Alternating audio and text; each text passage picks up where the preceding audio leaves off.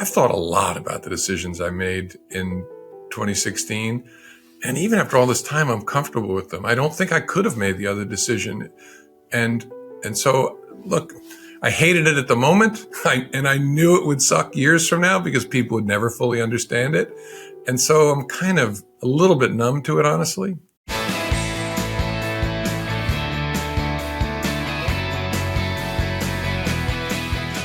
Hello and welcome to the Bulwark Podcast. I'm your host, Tim Miller. I'm excited to bring in a first-time Bulwark Podcast guest and maybe a listener, former director of the FBI. You might have heard of him, Jim Comey. How are you doing? I'm doing great. Long-time listener, first-time guest. Okay, I apologize for all the cursing. You know, when grandparents come on, and sometimes I don't think about grandparents in my mind's eye when I'm cursing, but, you know, sometimes the news calls for it. For those who don't know, Jim Comey has a new crime novel out called Westport. It's his second novel. He also wrote Central Park West, and then he wrote his first book of a memoir about the craziness that is his life called A Higher Loyalty, Truth, Lies, and Leadership. All right, so we have to start with this. I just have to get it out of the way, okay? You know what I'm going to ask you about. Why in the fuck did you come from Martha Stewart, Jim? All right, that woman has given us so much of all of the criminals out there. Why did you have to come from Martha? I know, and it's made Macy's, I think it is, a no-go zone for me. It's really tortured my life. I don't think of it as us coming for Martha. She came to us, and we had no choice. Well, we might have to go a little deeper into that because Martha and Snoop brings people so much joy, and you know, you took that from them. But we're gonna get to Hillary, which I was obviously referencing in a little bit. But I've got some other topics we need to talk about. I don't know if are you following the news these days? When are you just kind of writing novels? I'm following it just so I can understand what's going on the Bulwark. Okay. Well, there were some Mar-a-Lago raid documents unsealed last night.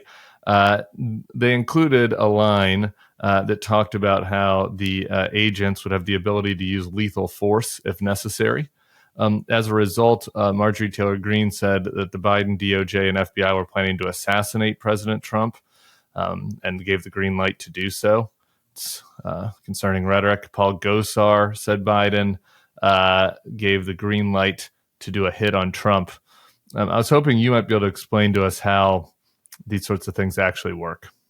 Yeah, and I could. And amazingly, the Bureau, I think, has put out a statement saying just what I'm about to say, which is that standard protocol to lay out what the authorities are of the agents. Of course, in executing a search warrant, they have the authority because they're sworn federal agents carrying weapons, if necessary, to use force to respond to an attack. But it's in every single search protocol. And so the amazing thing I think a lot of the media has missed is the FBI fact-checking Trump in real time, which is something they haven't done before. And I think it's great. It may mean that Chris Wray hopes to get fired if Donald Trump is reelected, but good for him. So like I think if I recall, had some reservations about the Mar-a-Lago raid. Is that right? Just, I mean, obviously what MTG and Gosar and all these guys are saying is lunacy and frankly dangerous. But what about the merits of that, you know, about that call? Because that had to be a tough call. A tough call, but a completely righteous search, given the obstruction that was going on, the hiding, the lying. They had to go in and seize the documents with a court order. My reservations were that the attorney general and the directors stayed silent for 3 full days while Trump and the other Trumpettes lied about the FBI, and people internalized that lie. And then Merrick Garland had a press conference and read a statement 3 days later, and that bell couldn't be unrung. That was my frustration. Got it. What about just the lying with the FBI? I just kind of wanted to talk about all that generally. You know, we have now on the right a discussion of defunding the FBI. We have the attacks on the integrity of it. I want to get into the, you know, kind of reputation of these agencies in a minute, because that sort of ties to all the tough choices you had to make. But I think at a most basic level, I just want to start for people like me who have luckily never had the FBI come for us, who didn't go to law school, like defunding the FBI, defunding these agencies, like what is the potential damage that can be done there? What is the type of work that the agency is doing?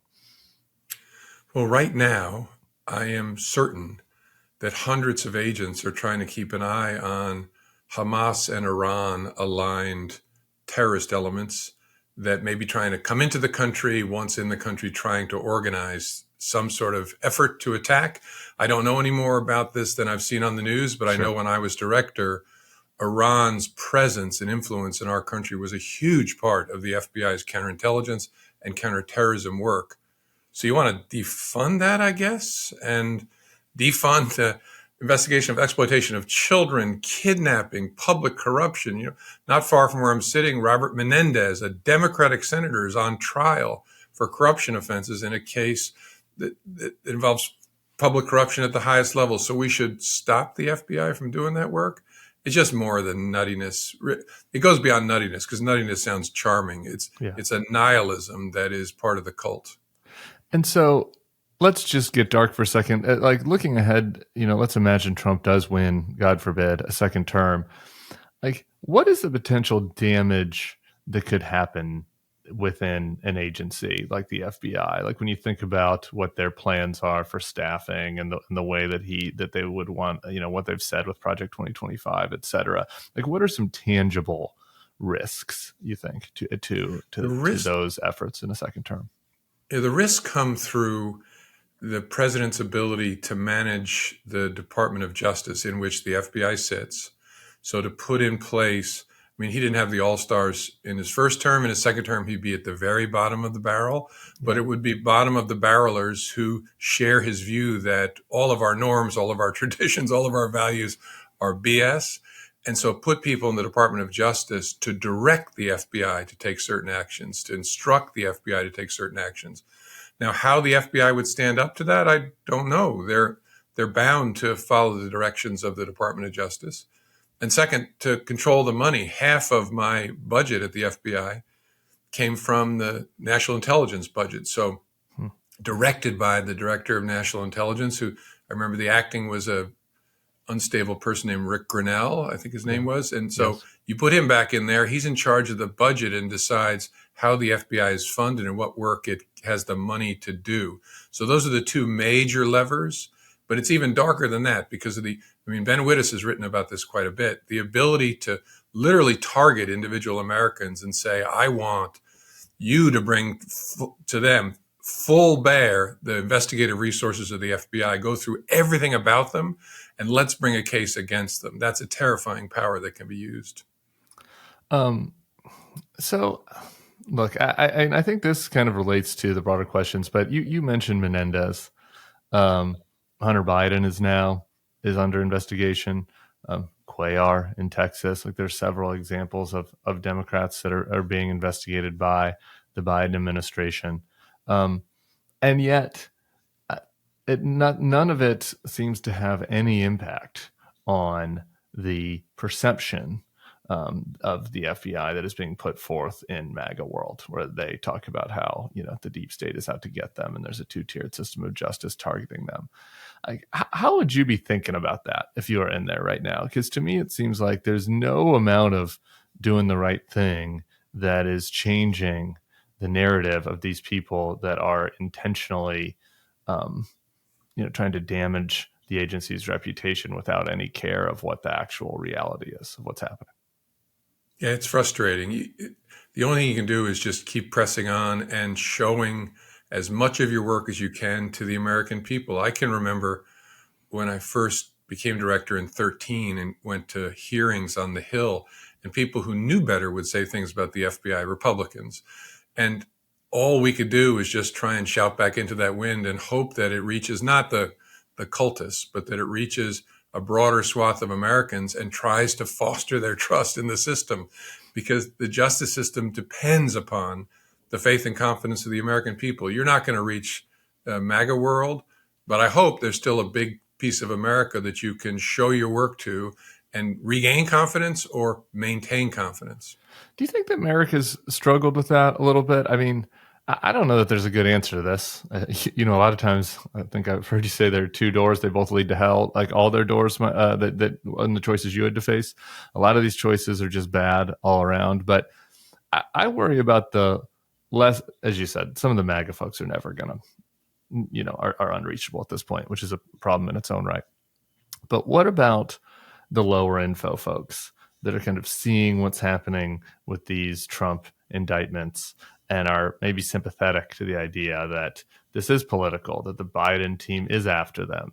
Obviously Merrick has been sort of waffling on this and I think took a lot of time to decide whether or not to indict. Then they kind of finally moved forward, and he hasn't spoken out that, he hasn't explained that much. He's had a few public appearances.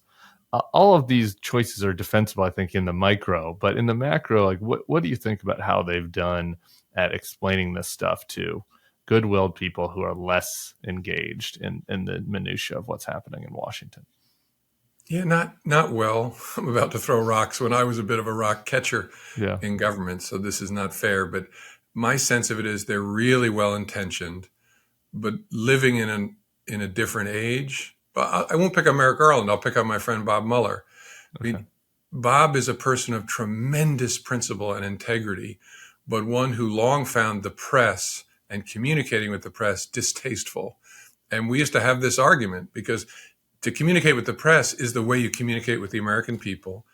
But you also have lots of other ways to communicate with the American people that are foreign to a Bob Mueller or to a Merrick Garland.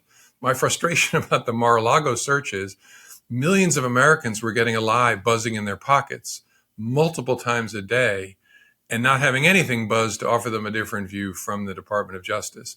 And Merrick Garland, again, wonderful principled person, gave a press conference and read a statement. That is not how the American people get their information.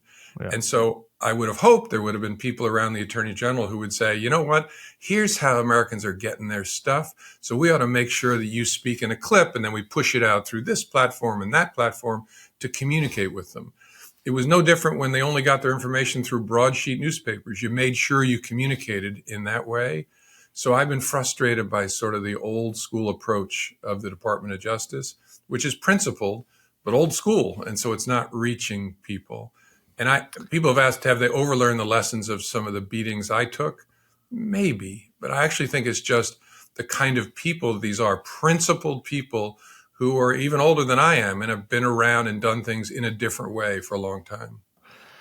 I don't know. I just think about all this and like my question at the biggest picture, and I think I'm interested to hear how you thought about this going back to 2016 as well and 2017 is I feel like Trump is at the root of all of this, and he has left people of good faith trying to make the right decisions in a lot of different institutions, including Department of Justice, but also the media and other places, with just a horrible choice, right? Which is you can either kind of choose with letting him get away with his mendacity and lawlessness to try to maintain some nonpartisan credibility, to try to seem even-handed, or you can treat him differently than other politicians and as a result end up probably losing trust of his biggest supporters, which you might lose anyway.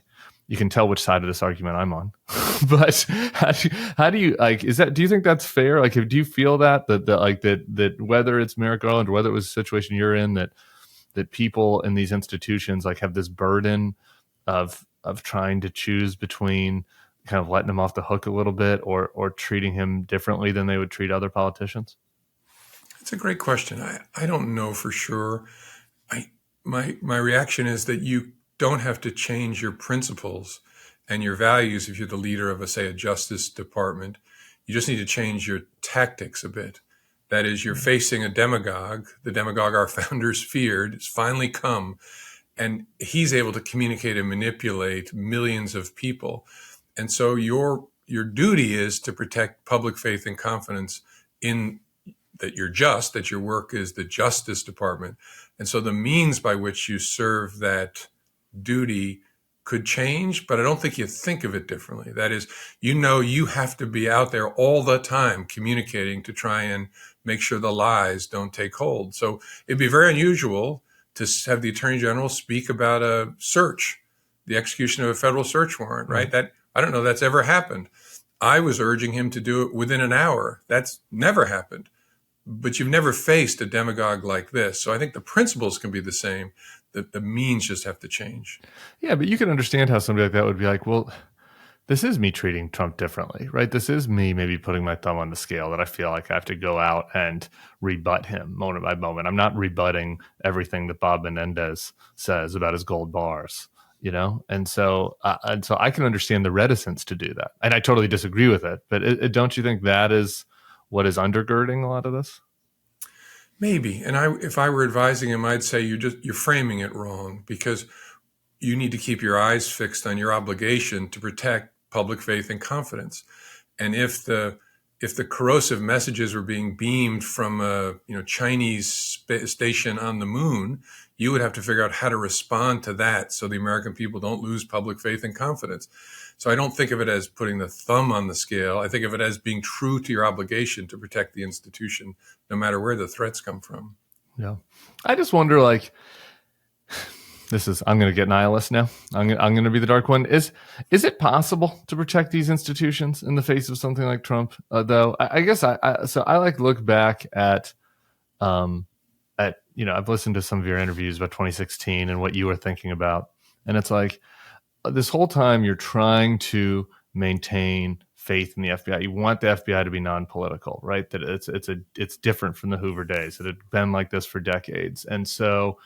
You feel like, all right, well, that need to project fairness, was, I'm not saying the sole decision for publicly speaking about Hillary, but like part of the decision, right? And that need to protect fairness, to protect the image of fairness, was something you guys were discussing in dealing with Trump on the Russia investigation and dealing with Hillary on the email investigation. And as a result, I guess my question is, was it possible? If you have one demagogue that is poisoning 40% of the country to think that you are bad, and then you have the other party that's playing within the rules, maybe coloring outside the lines a little bit from time to time, is it possible to maintain a nonpartisan institution's integrity? I guess the answer is no, but it's hard to answer because it's not a binary. Right. That is, it's just different shades of gray. The reputation of all different parts of our government, the Justice Department being one of those, just ebbs and flows over time. And so I guess my response as a leader is all I can do is what I think is most consistent with the values that are supposed to underlie the place. If the American people decide they don't want to believe it, they want to be a different country, they want to be a different kind of people, I can't control that. I can just do what's best from my position.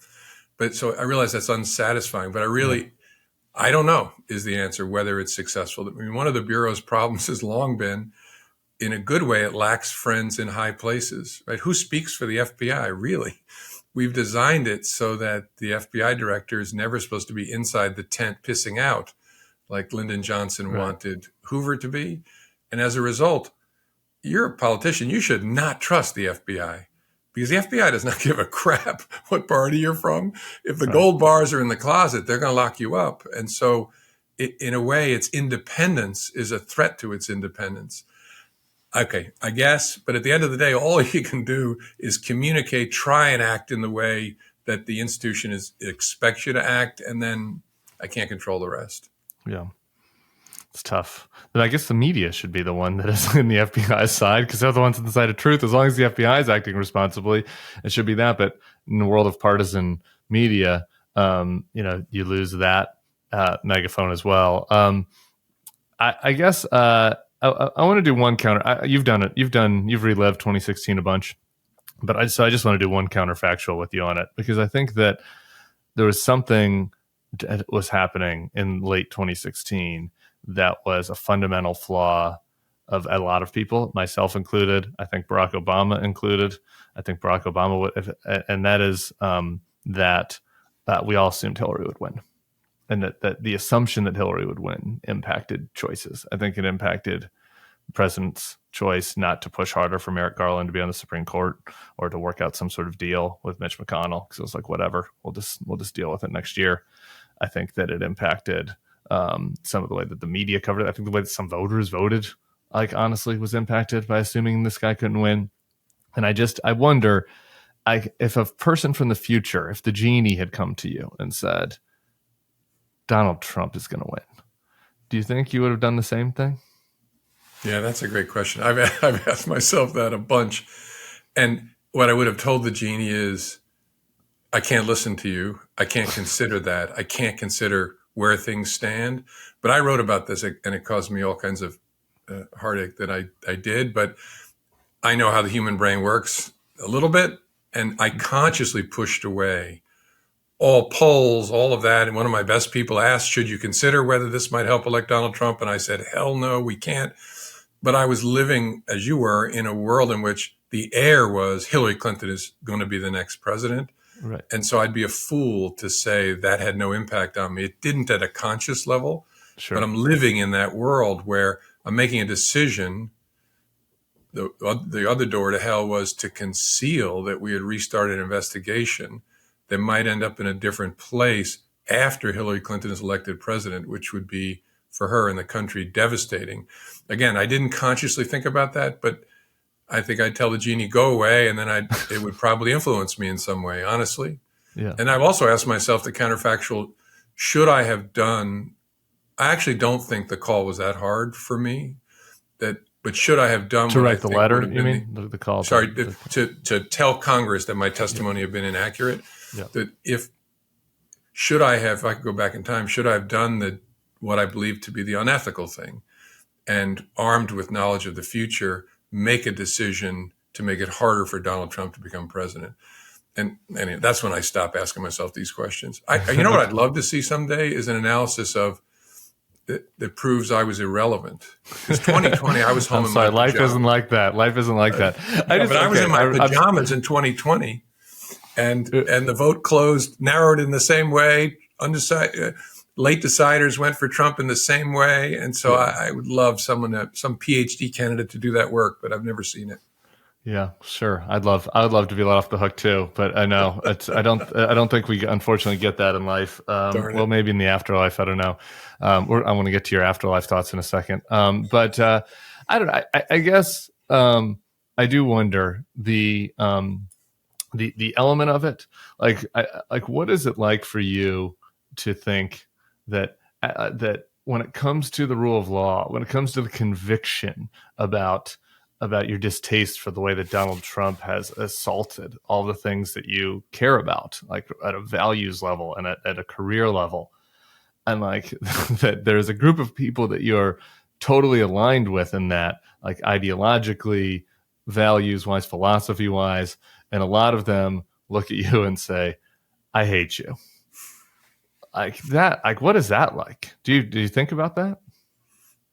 Yeah, I mean, sometimes I encounter it for real when I occasionally have someone literally say "fuck you" on the street, and I have to pause and say, "So is that a left-wing fuck you or a right-wing fuck you?" And where you can't tell. I mean, we've kind of divided it at education grounds between educational polarization. Can't you figure it out a little bit at this point? Whether the sentence after "fuck you" doesn't give you any hints.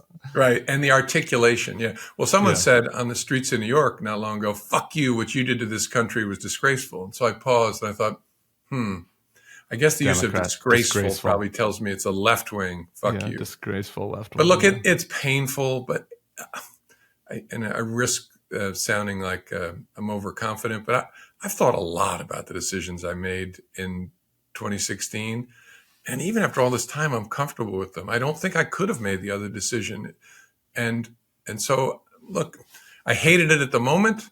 And I knew it would suck years from now because people would never fully understand it.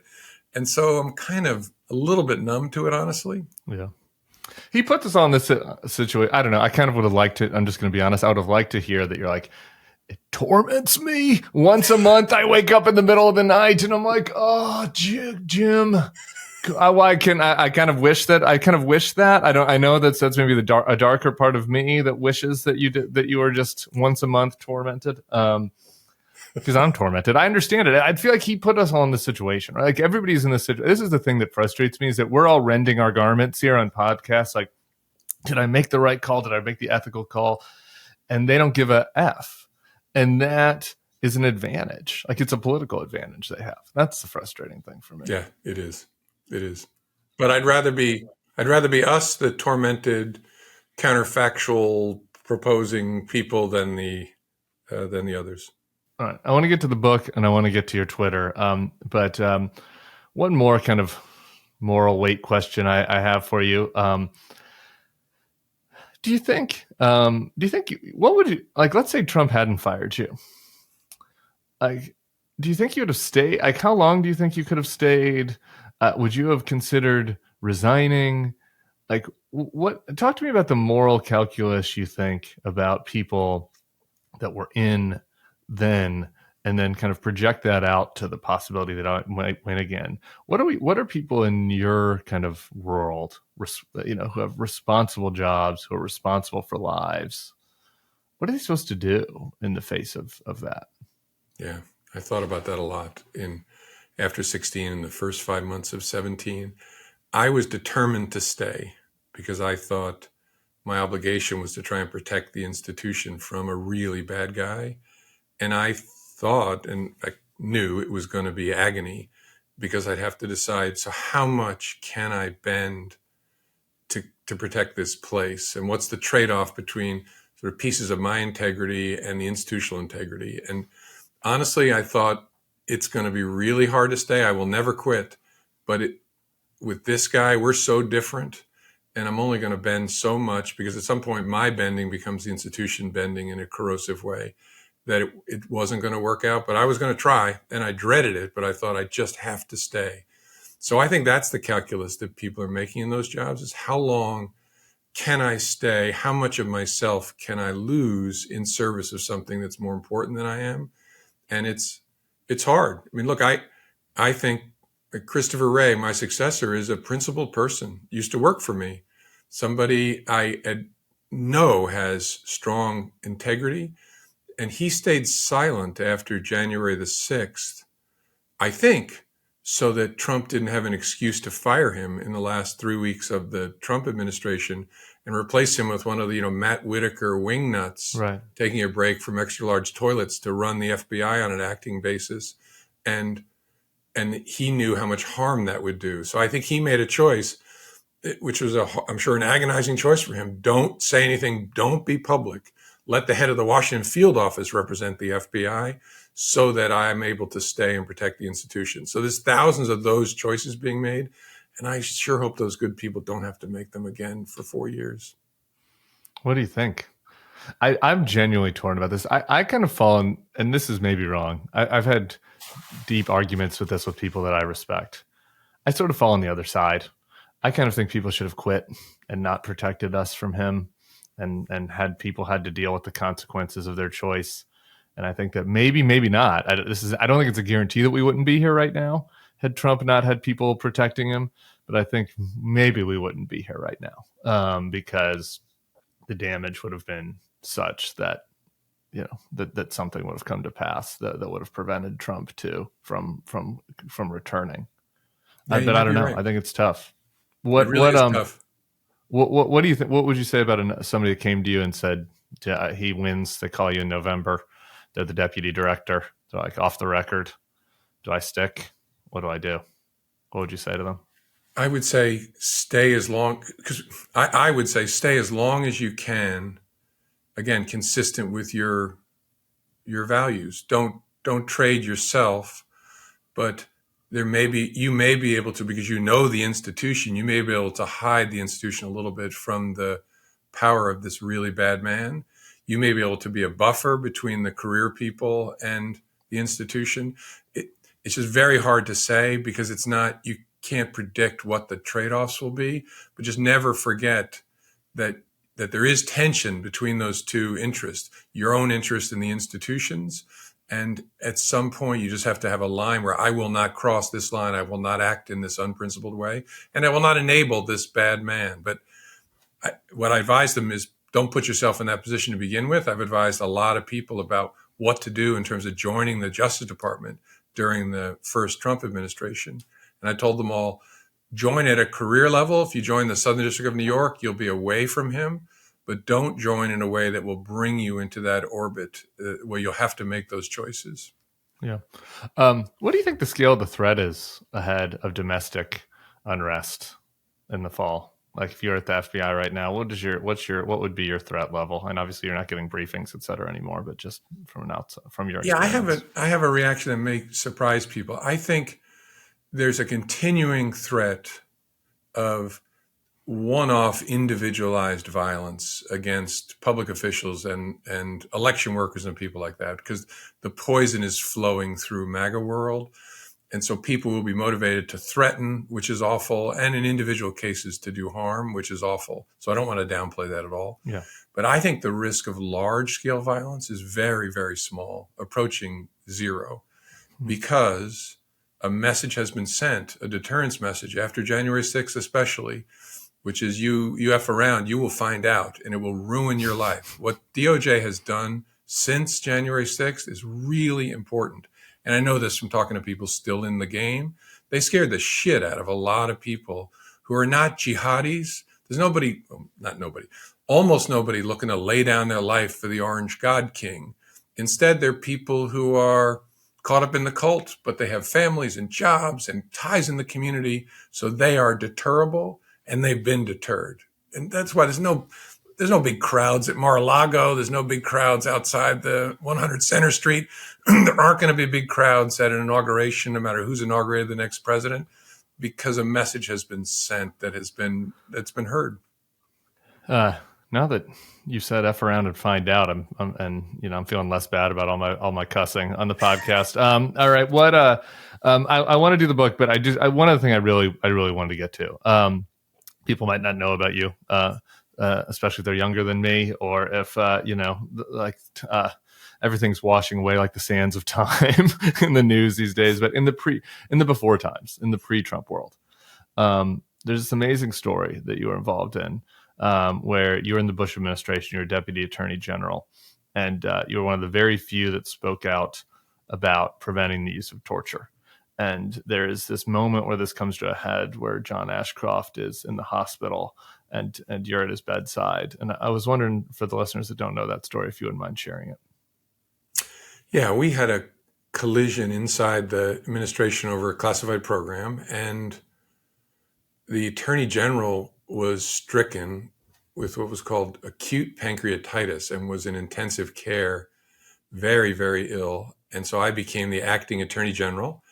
And we had been telling the White House for weeks that the program was reauthorized by the signature of the president every 6 weeks or so. And there was a line on the president's order that said approved as to form and legality, and it would be signed by the Department of Justice.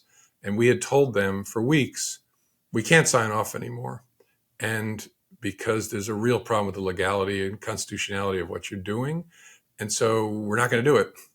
And the attorney general went into intensive care. So that meant I was the person they wanted to sign.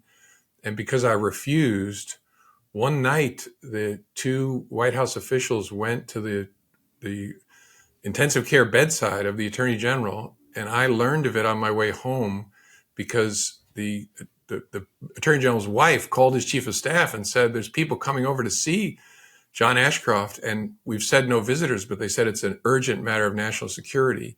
And so I remember where I was. I was in an armored car on the way home, driving right by the Washington Monument. And the attorney general was at GW Hospital, which is not far from there. So I said to my driver, Ed, I need to get to GW Hospital now. And I don't know whether you know security guys, but they live for this kind of stuff. So he cops that baby, puts on lights and sirens, and starts driving like crazy. And I started making calls. And I called Bob Mueller, the FBI director, who was at dinner with his family, told him what was happening. He said, I'll be right there. And then I called a bunch of my other friends and my staff, who were my friends, and told them I need them to get to GW Hospital. And then a race started. And I got there first and ran up the stairs to the floor where the attorney general was and tried to orient him, went into his room, and he was totally out of it. And then I had Bob Mueller on the cell phone speak to the lead agent. The FBI protected the attorney general. And I asked him to please direct his agent not to allow me to be removed because I knew these White House guys were coming with Secret Service agents. Wow. And so the head of the detail listened to his director and then said, "Sir, to me, this is our scene. You will not leave that room." And so I went in and sat down and waited. And then these two guys came in with an envelope. They clearly wanted the almost unconscious Attorney General to sign. And he pushed himself up on his elbows when they asked him, and he blasted them. And then he fell back and he said, "But none of that matters because I'm not the Attorney General." Then he extended his finger and pointed at me sitting next to him and said, "There's the Attorney General." And these two guys didn't look at me, didn't speak. They turned on their heels and they walked out of the room. And my favorite part of that whole terrible night is the Attorney General's wife never left his bedside. She was on the other side of the bed from me holding his arm. And when they turned to walk away, she's a very bright person, a University of Chicago law graduate. She went like this. She stuck her tongue out at them. And they walked out. And then moments later, after they were gone, Bob Mueller arrived, went in and saw the Attorney General and said to him, "Sir, there comes a point in every person's life when the good Lord tests them. You passed your test tonight." And so we stood. And ultimately, President Bush, after talking to Director Mueller and to me, changed course on this thing. And so I stayed, although I knew they hated me. They hated me like sin. And so I left government in 2005, never to go back. And we saw how that turned out. Yeah. It's an amazing story. It's enough for fiction to get into fiction. It is also a reminder there's some really bad guys around W on this stuff. And I didn't see it. I was young, but I didn't see it at the time. John McCain was the one that really opened my eyes to this when I started working for him out of college in 2008. And he was very clear-eyed and principled on this as well. The fiction part of it, that could have been a fiction story. I wish it was fiction, frankly. Me too. I think about this, people say that to me too sometimes, like, "Oh, you should write fiction." I'm like, it is so intimidating to me. And so I'm wondering, what was that like for you? And the thing that is the most intimidating for me is kind of this idea of like remembering, creating these fake characters and kind of like remembering who the characters are and what their stories are and how it goes. And like, sometimes it's hard for me to remember real life, like what happened, and I can at least Google that to confirm I'm right. How did you kind of deal with that transition? How did you think about it? That's a great insight because that's the hardest part. I've always loved to write. I thought I would be a journalist when I was in college. I did a lot of writing of all different kinds. And so the writing part is not the hard part for me. I got to the point where I tried fiction because an editor of my nonfiction work said, "Hey, man, you really write dialogue well. You write narrative well. You keep pace well. You should try this." And he kept referring to parts of my nonfiction work as this scene, that scene. And I kept saying, "It's not a scene, man. That really happened." But what made nonfiction easy is you just had to try to get it right? You had to check the original sources. You had to make sure the details were right. The hard part of fiction is just what you said, is you make these people up and they have at least with me, they have a tendency to drift. And this is where my wife saves me because she reads everything and she's done a lot of fiction reading, which I had never done. And she'll say, "Hey, these two characters are starting to sound like each other. They're drifting offline." And then I'll say, "Oh, the woman character is starting to sound like Jim a little bit." Right. First, I'll deny. I'll say, "You're completely wrong." And then I'll realize she's right. And then I'll go and see it and try to fix it. And a big part of it is like reading dialogue out loud to make sure that they sound different from each other. But that's the hard part, is keeping them easier for me because my two main characters are based on people that I knew. And one of them is my daughter. And so I close my eyes and picture them, and that keeps it on track. But it's harder than nonfiction, and that surprised me. Has it been a slog? Has it been joyful? Like, do you want to keep doing it? Yeah, I think this is my job now. The first one did well enough that I think this is my job. I love to write, as I said, and what makes it fun for me is I can show people institutions and places through fiction with a freedom that you really can't in nonfiction. And I can also show myself. It's a little bit of memory lane for me, although I write in the current day. And then again, what makes it fun is it's a partnership with Patrice and then my kids. All 5 of my kids edit and push me. And so it's a thing to do now that I'm an old fool. that keeps me connected to my family, and that where I can get lost a little bit, but also challenged, because it's a hard thing to do. So I'm a grandfather and a writer. That's my life now. So do you have other ideas? You have other books coming? Yeah, the third book is actually it's almost done with Family Review, which will come out next spring. And that's about white identity extremism, which is the Bureau would call domestic terrorism. And so it's also based in New York. My protagonist, Nora Carlton, is a federal prosecutor, and she's dealing with a really hard domestic terrorism situation. And so, look, my wife, again, she's my story guru. And so I can picture at least 9 books at this point, because I'd like to do 3 here in New York, 3 in Virginia, where I used to live. And I've stayed away from DC because it's so icky and it's not far enough away. The pain is not dulled enough in my mind. But I'd like to get to scenes in the White House and FBI, CIA, DOJ. So that'll come later. Yeah, I don't know. I don't even know if I could do it. It's interesting that you do it. It's on the work. Like, I was like, if I ever was to try fiction, I feel like I'd want to do gay romance or something. I don't think I could do a political campaign thriller or media. I just don't. That would sound not fun. I want to close with a philosophy thing, but there's one thing I forgot to ask you that I meant to ask you.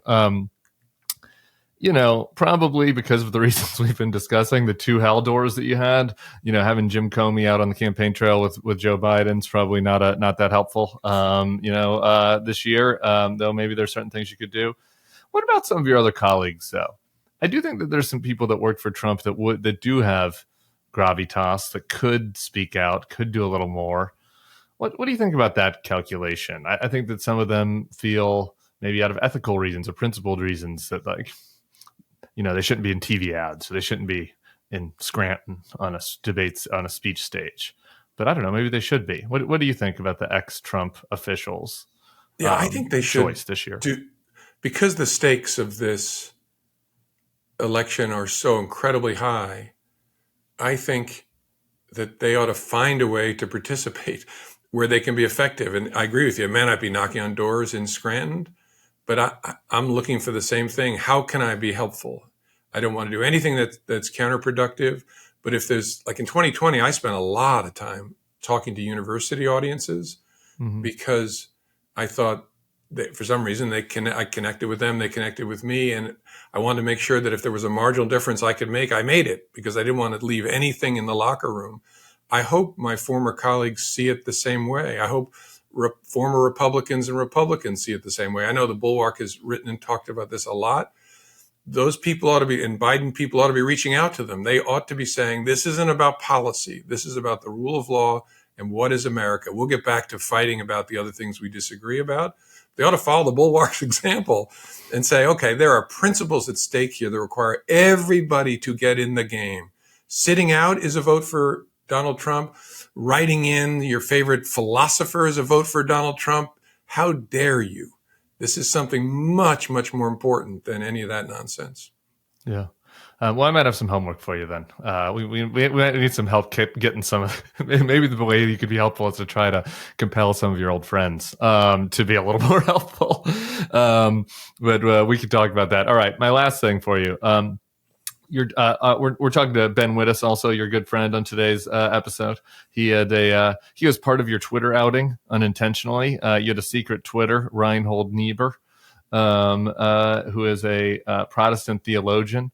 I got to tell you, I've always thought about that as kind of a contradiction in terms. And so I don't know anything about Reinhold except for your Twitter feed. So I was maybe thinking you could end with that. Why was your Twitter feed named after him? What could somebody read about him? What are some of the morals and principles of Niebuhr that guided you? Yeah, Niebuhr was a philosopher and theologian in the first half of the 20th century and was at Columbia and at Union Theological Seminary in New York. Niebuhr, to my mind, can be boiled down like this. Yeah, people suck. Yeah, the world is evil. So get your ass out there and try to do good. It doesn't relieve you of your obligation to participate. There's no such thing as, in Niebuhr's view, God's love on earth, because people suck too much. The best you can achieve is justice, which is a balance of power. So if you're going to achieve a balance of power, it requires you to participate in the public square. So get out there and do it. Right? Don't be starry-eyed, because people really do suck. They're flawed beyond belief, but that increases your obligation to try and participate in protecting the weak. That's the essence of it. It had a huge influence on people far more important than I. Martin Luther King was a Niebuhr reader and follower. So was Barack Obama, and Niebuhr hit me at the right time. I went to college in a very dark frame of mind because of some things that had happened. I've been the victim of a pretty awful home invasion, violent crime as a senior in high school. And I kept thinking, people suck. And I read Niebuhr, who said, "You're right. Next, it doesn't relieve you of anything, you lazy bastard. So get out there and try and make the world a better place, knowing how much it sucks." So that's people who are studying Niebuhr are now going to, I hope they don't listen to this, are going to groan. But that's why Niebuhr's philosophy touched me. And I think it's in a fallen world like ours, it's a really compelling way to see things. I love that. Okay, no, one more final question. What was with the Meadow tweets? 6'8" Jim Comey looking at a babbling brook. The photos. you were sending cryptic photos. What was the deal with that? I'm not sure there was a deal. My wife would take a picture of me and say, you should tweet that. And I'd say, okay. There it is. There's no cryptic message. There was no message in the leaves. This wasn't an FBI thing. No, CIA thing. Maybe there should be. You have suggestions. Right, well, I was just trying to think. I was like, if I was having a beer with Jim Comey, what would I want to ask him? That was the last one. All right. Thank you for coming. Come back to the Bulwark Podcast sometime. I do kind of hope that you wake up once a month in terror, but I hope that with love, because it's just like we're all stuck here in this alternate universe that Donald Trump left of us. So thank you for coming to the Bulwark Podcast. The book is called Westport. Go get it. It's a summer read, and we'll be talking to you soon. Thank you for your support of the Bulwark, and we'll see you around. Thanks for your voice, Tim. Keep speaking.